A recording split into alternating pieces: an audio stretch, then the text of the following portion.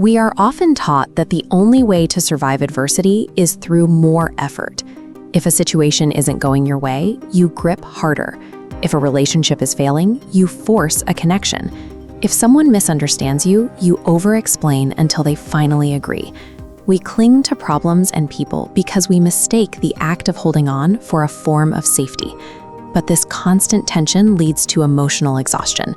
You are left frantically trying to manage circumstances that, by their nature, refuse to be managed. Tethering your stability to external variables creates a structural weakness. When your peace depends on validation, outcomes, or someone's mood, you tie your internal anchor to erratic nodes. This is the control paradox. Applying pressure to uncontrollable variables causes your own foundation to fracture. Forcing the external world destabilizes your internal world. Attempting to micromanage the world around you doesn't provide security.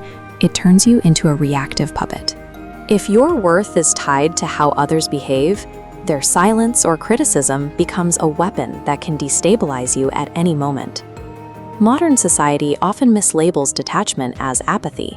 We imagine a person encased in ice, someone who has simply given up on others or become coldly indifferent to the world. In Buddhist philosophy, detachment functions differently. It is described as a prerequisite for objective clarity.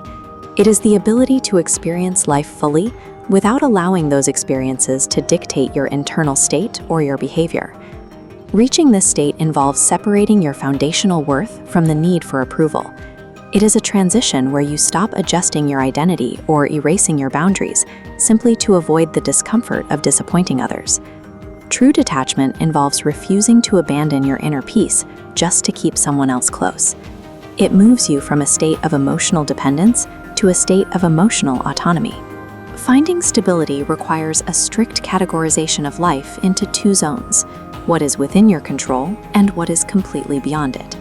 Your internal core is protected by this outer boundary.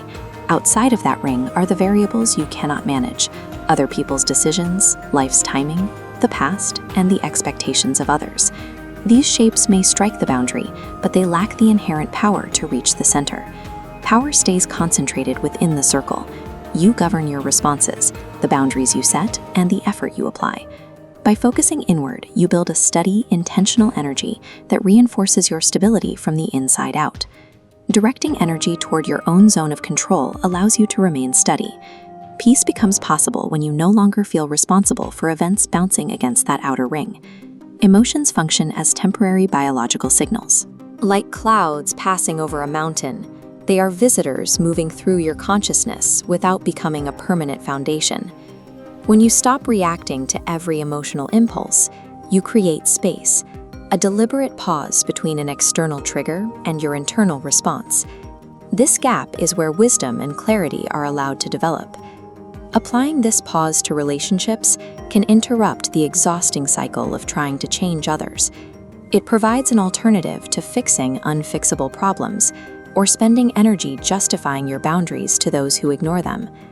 Stepping back from emotional entanglement clears the cognitive fog.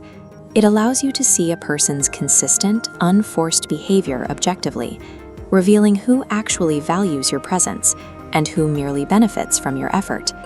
By allowing people to be exactly who they are, you gain the clarity to see who they actually are. This observation is the only reliable way to evaluate which connections truly belong on your path. We often attempt to script out our future with rigid expectations for how our goals, timelines, and relationships should unfold. We cling to a specific vision of how life is supposed to look. An obsession with specific outcomes creates a form of tunnel vision. When you are desperate for one specific result, you often overlook alternative paths and opportunities that may be more aligned with your growth. Look at the difference in these connections. On the left, two figures are bound by the heavy chains of dependency and possession. On the right, detachment replaces that fear with choice. It allows for a deeper connection because it isn't rooted in a desperate need to control the other person. Releasing the rigid script of your expectations allows relationships and opportunities to emerge naturally. You stop forcing a version of life that fits your fears and start living a version that fits your needs. Releasing the cost of clinging redirects that energy back into your own psyche. Your thoughts become calmer and your focus more grounded, much like ripples moving across a perfectly still pond. This shift creates a state of self-anchored autonomy. You become capable of experiencing deep love without the need to possess, and you find that you can dream boldly without breaking when the shape of those dreams eventually changes. You cannot control the wind or the behavior of others, but you can control your relationship with them. Mastering your internal response provides a form of stability that makes you emotionally resilient, regardless of the chaos in the external world.